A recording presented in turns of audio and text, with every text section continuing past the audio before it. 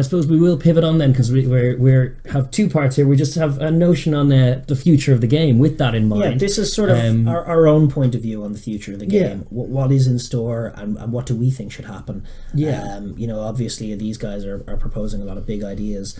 I guess as good a place to any in terms of where to begin is just what are the problems? Why does this game need to change at all? Why is there such a dichotomy? Why are the Sands Nations and the Six Nations nations at such loggerheads over this? Why is there such a feeling of urgency that everything about this game that from a lot of fan perspectives is going okay needs to radically change? There's a few. I would start, obviously you mentioned the Sands Nations. The Rugby Championship and Super Rugby are kind of becoming a bit stale. They're struggling, particularly Super Rugby. The crowds at Super Rugby are not impressive.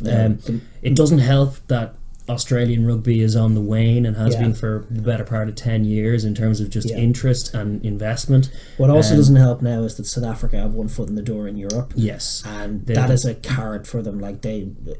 I'm sure they've already known. Like the Cheetahs are Currie Cup champions now, and there's more. They've just signed back Franz Steyn and stuff like that.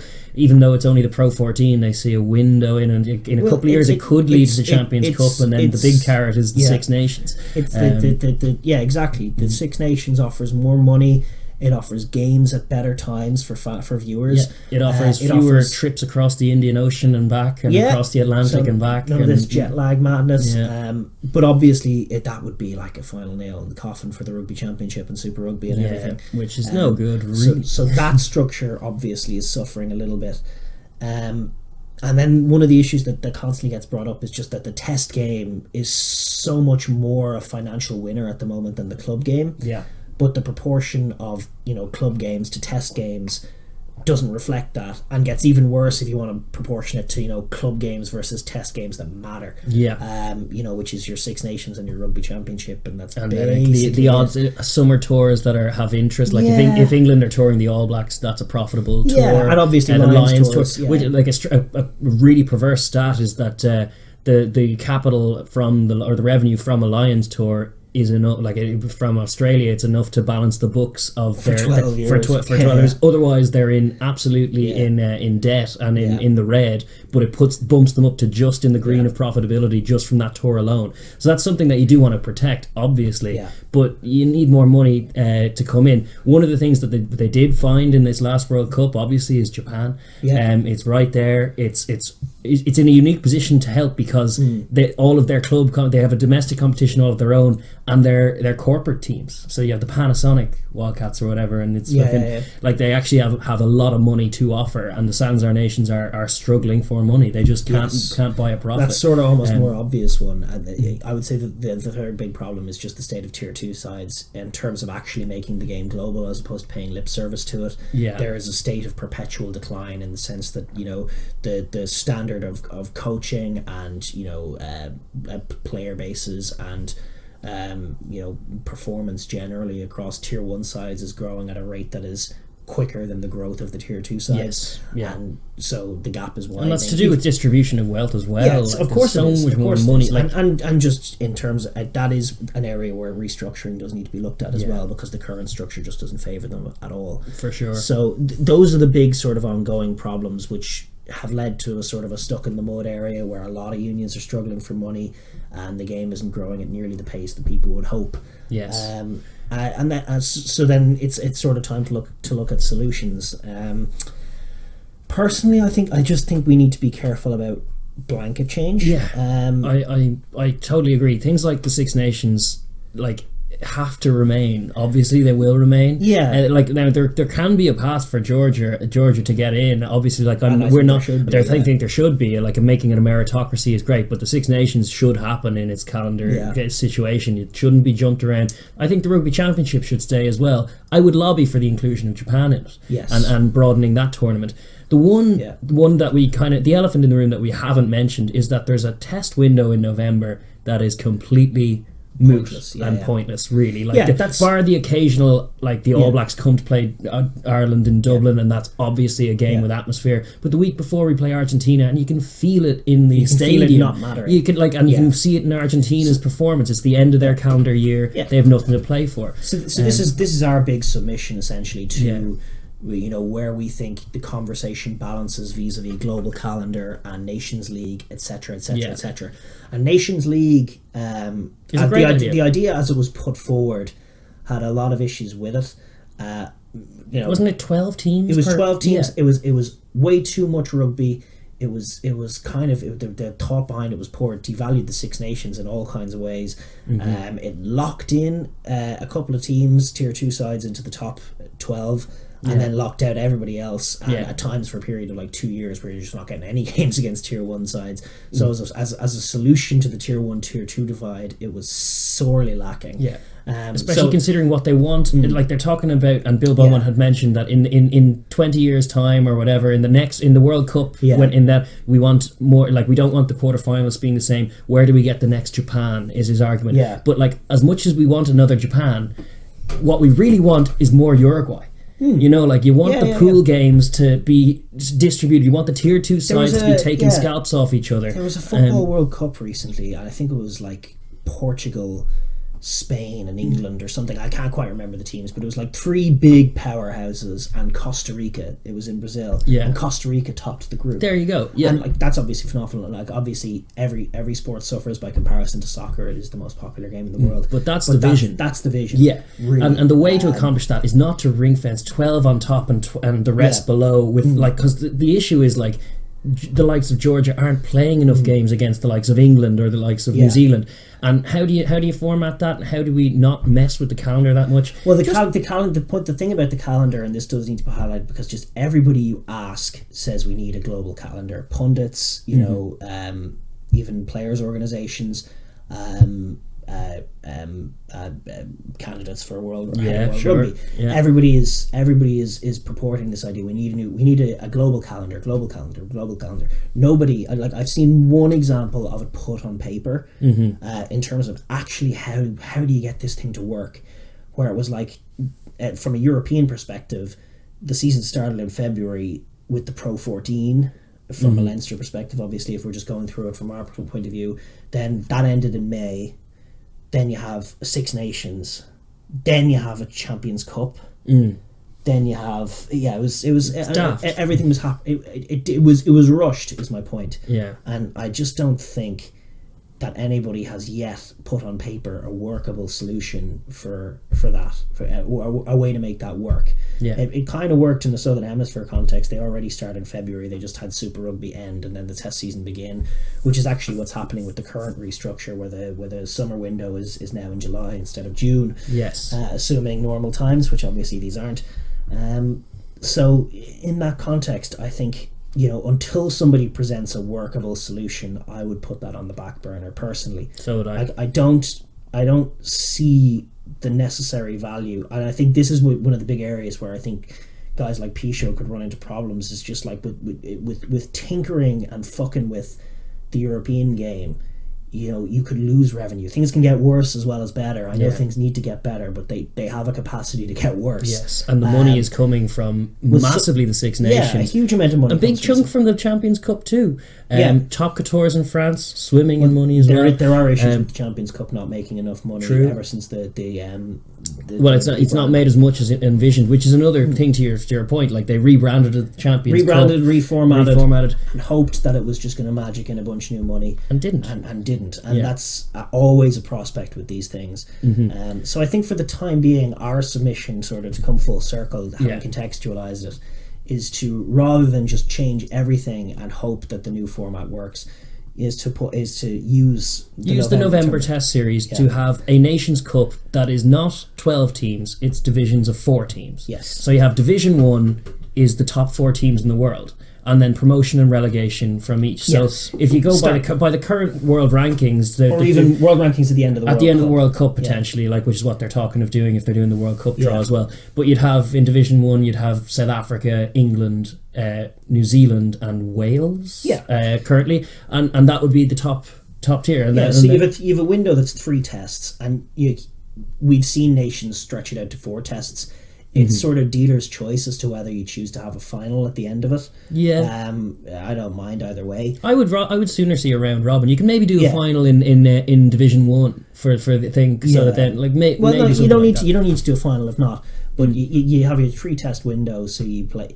You have all of those sides play each other. The side that ends up on the bottom of it goes down to the second division. The side that ends up on the top of it wins the World League, as it were. Yeah, it's different enough from the World Cup that it's not devaluing. It doesn't devalue the World Cup, but what it crucially does is when you get down as far as Division 3, you have Argentina and you have Fiji and you have Georgia all in that little kind of bubble as well, and that creates some great games. It gives the likes of Fiji a chance to get promoted to a division where they'll be playing tier 1 sides for 3 games in November, which is great. But similarly, you'd have massive relegation battles between England and Wales or something. You would have the capacity for colossal games, and then you would have some shocks. You'd have potentially teams like Ireland going down to the 3rd division of humanity, and then perhaps the next year, losing against Fiji.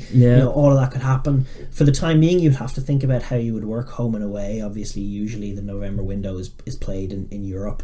You could start it off just playing the games in Europe, but obviously that tips the scales. It does a little. But what it does is improve on the November series, which is problematic for many reasons. Definitely in the Southern Hemisphere, people just don't value it. But it's massive for a side like New Zealand as well, who have found it exasperating.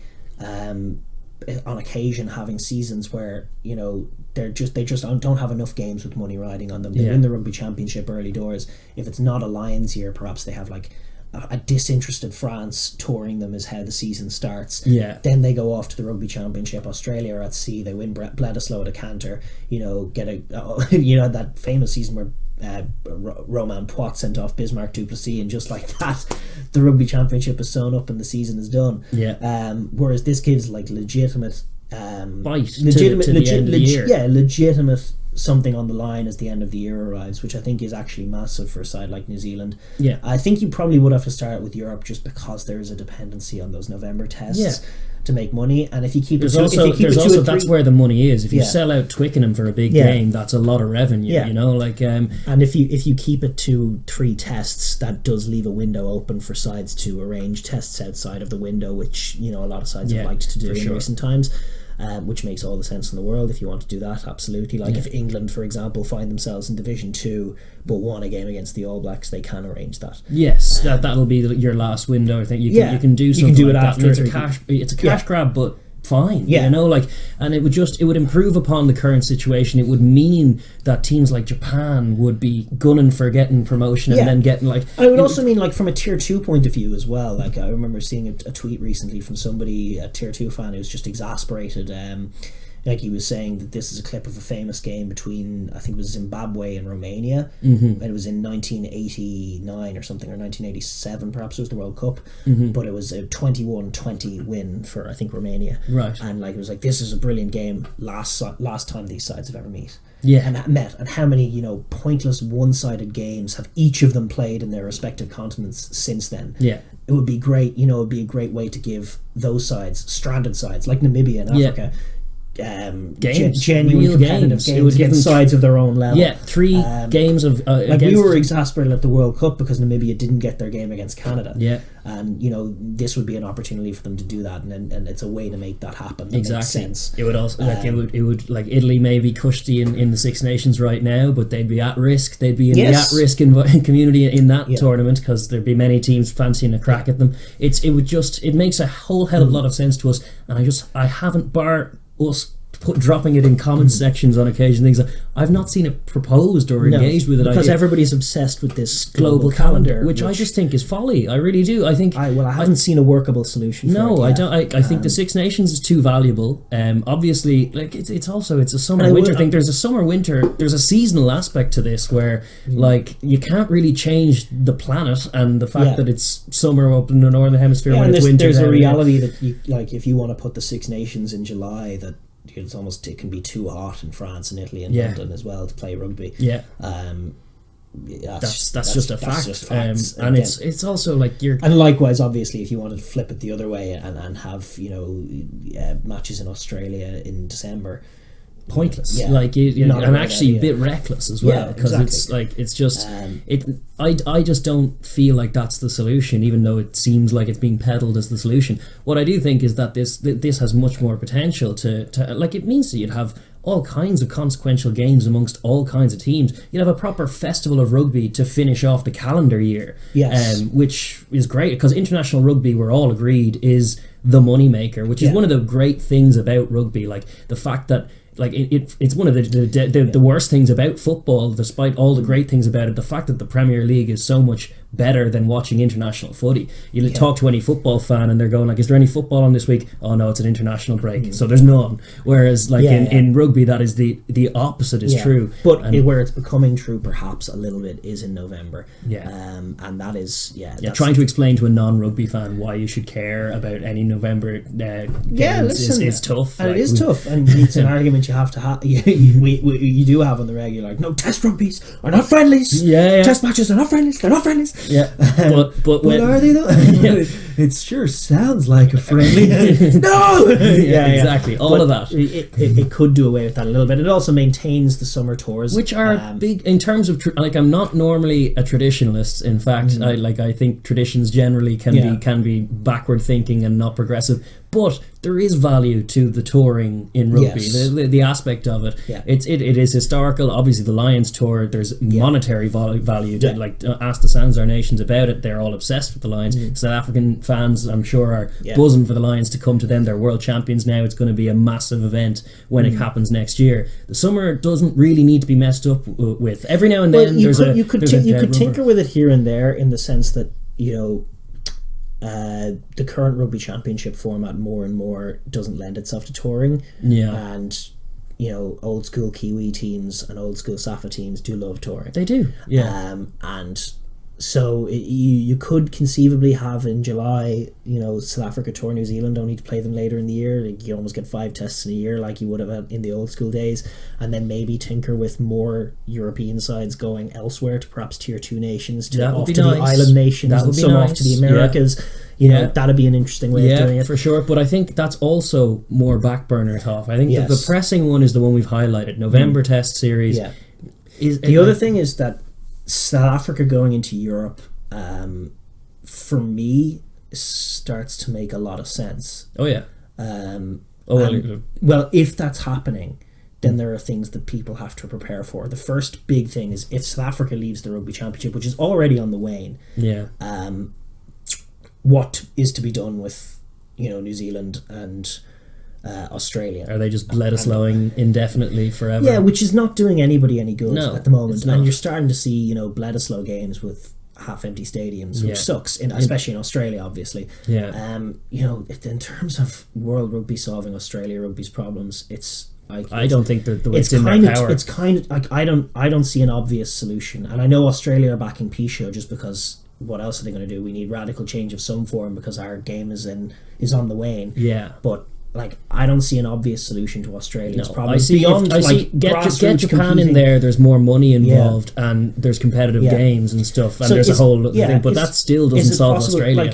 No, it doesn't. The only thing I would say is that there's a hell of a competition in and with less time zone friction in Argentina, New Zealand, Australia, Japan, and Fiji. Awesome tournament. That's a 5-team tournament right there. The only question is, like, if you've ring-fenced Samoa and Tonga out of it, what do you do then?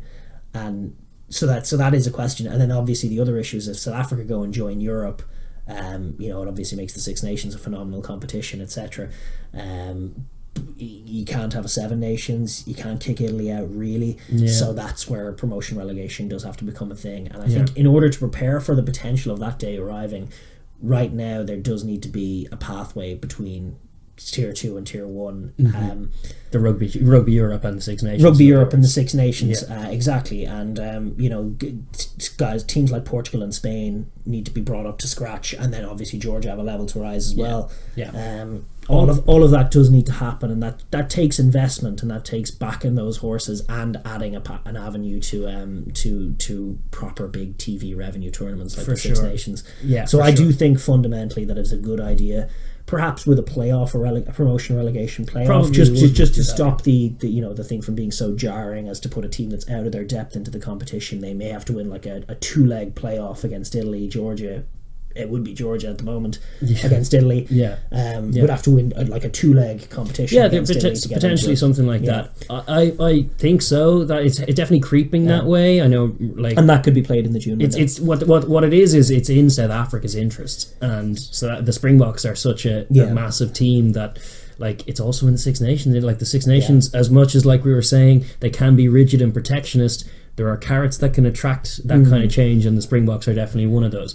But I would still say that from the point of view of getting teams like Portugal, Spain, Romania up to speed, it's the Nations Cup in November would help enormously with that. And then, like, there's one continent missing, which is America, obviously. And now Argentina, we've put in our, this is obviously fantasy stuff in a little way, but it's also potentially workable. But Argentina, we put in our tournament with, they're still in the Rugby Championship. That's where they are. At the moment, there's a Pichot-backed, pretty cool tournament, the America's Rugby Championship. Which has Uruguay. It has the US, it has Canada, it has Uruguay, it has Brazil. It does. Who are up and coming, even Chile, and then Argentina B side, essentially, who tend to rump it. That's a decent tournament. That looks to be the way it's going. I liked the idea of the PNC, but it just doesn't seem like it's happening. No, it's not. Like they kind of go in with it and then they come out with it. Like it's been great in years gone by, and then it's disappeared, and then it's come back. And I like the PNC, but obviously it's not solving any problems. It's just a kind of a nice tournament, and it's like a little, like you're saying, it's crumbs rather than and it's no massive revenue generator. It hasn't managed to capture anyone's imagination. So from the point of view of the American unions, I understand why they're backing the America's Rugby Championship horse, which can also work very well in conjunction with the MLR season. And the MLR can feed a lot of those nations. A lot of those nations players can play in the MLR, etc. But in the meantime, another thing that's happened since we've been gone is that USA Rugby has declared bankruptcy. Colorado's franchise have pulled out of the MLR as well. So that's a competition that's desperate for investment as well. But I honestly, and I wouldn't claim to be an expert. Really, we're podcasters in Dublin. We do prefer to be breaking down games than these big concepts. But I honestly think that the sort of the right beats are being hit in the MLR. That is actually the right approach. Like, you're seeing little rugby community building in Seattle, and it's that sort of kind of area. And Texas and Sacramento as well. Like, there's a few little pockets, San Diego, where little rugby communities, rugby is starting to emerge and not properly compete with the massive sports, but little rugby communities are growing and growing and growing. They have proper competition. It's televised. More people are watching. It's a slow process. It can be a painful process. It's important not to overinvest and bankrupt yourself getting manonu, etc. But their approach does make the most sense and is probably the best for long-term growth. It's just not as quick as some of these, like, we'll throw this competition aside and this competition aside and make this super competition and get loads of investors and then we'll be rich. Like, it doesn't actually work in terms of growing the game. Tournaments like the MLR are massive, and it needs to grow, and it'll be slow, and America is such a massive market with so many sports, and like, if you're CVC and you're investing in the Pro 14, sure, you want to axe the Southern Kings and get an American franchise in there and get all that American money, but it's like I'm not sure how much money there is from American TV in that way. You have to actually just build a support base slowly. Now, that said, an American franchise in the Pro 14 isn't it's not the worst idea I've ever heard. In fact, and it's sort of like a Sun Molson Super Rugby type as a product. Like there was a lot of dismissing of, and certainly comes from Premiership fans and from Top Couture's fans, and the fact that there's no relegation, the Celtic League, and then Pro 12 was often being dismissed. I think the Pro 14 with the South African teams is a much better product, and it's a little window at the club level of what we were discussing and alluding to with the Six Nations potentially, but also just that globalization of the game. It has to be more incremental than that. But the only thing is what we've left. The biggest proposal, as you say, is the November window, because it does give options to the teams we've left out, because I'm conscious of the fact that Samoa and Tonga aren't ready to compete in the Rugby Championship. No, they're not. And there wouldn't be much value in it, to be honest. No. I mean, you could chuck them in there, but then you've a competition that's too big. You could chuck them in, then you have 8 teams and then split it in half, but then all of a sudden...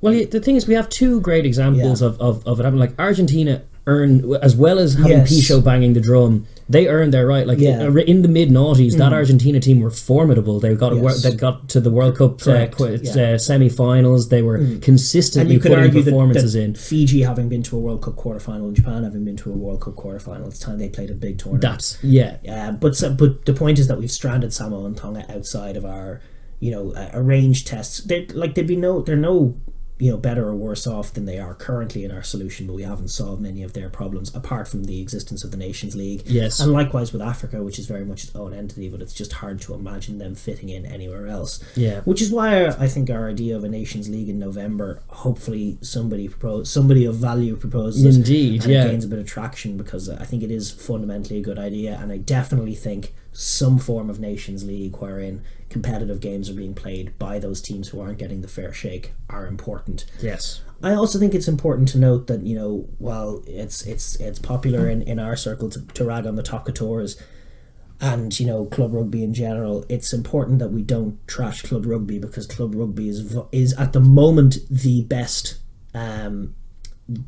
defence against Tier 2 teams falling by the wayside. Yes. Because it's an avenue for Georgian players and Tongan players and Samoan players to play competitive rugby, even if they don't get treated right, which they don't. They are actually playing. Well, that was the stat that came up on Rugby Tonight or Rugby Today, even the other day, that in Tonga, 20% of their rugby revenue comes from overseas professionals repatriating money, their money, privately. Like, that's 20% of all the money in Tongan rugby comes from that source. And as wrong as that is en masse, it's also an indicator of the club game needs to be happening. The French game needs to be paying these players to play the game. More is the point. Even, well, not more is the point. That's obviously important as well. But it's important. It's an avenue for them playing competitive rugby. Exactly. It's an arena wherein Mamuka Gorgodze and Zirikashvili and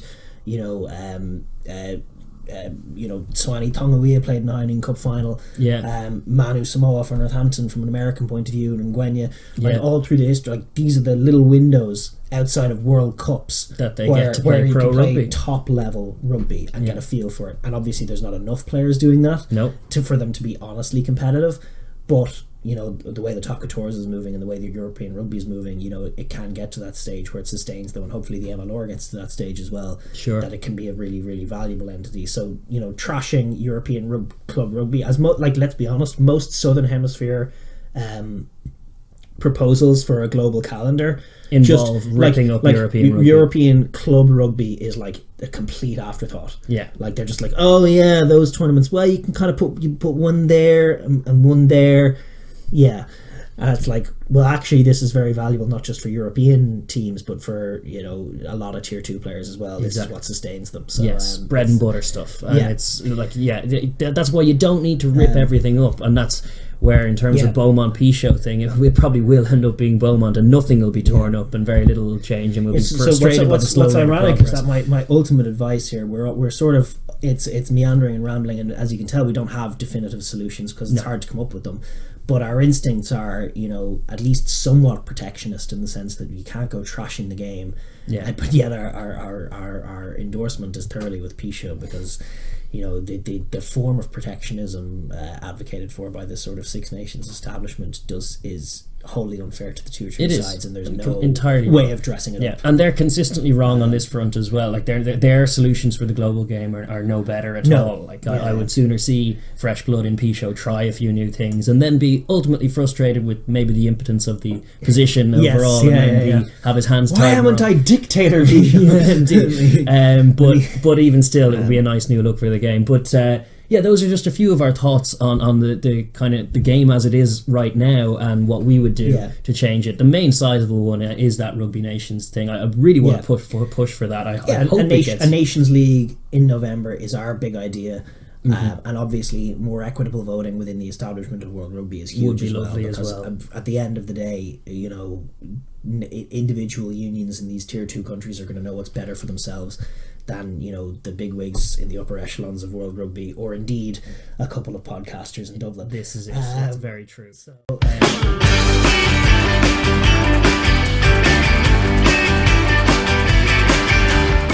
thanks for watching the Overlap Rugby podcast. If you enjoyed that video, please like down below and subscribe for more videos. And please enter the comments section to join our conversation. Thanks.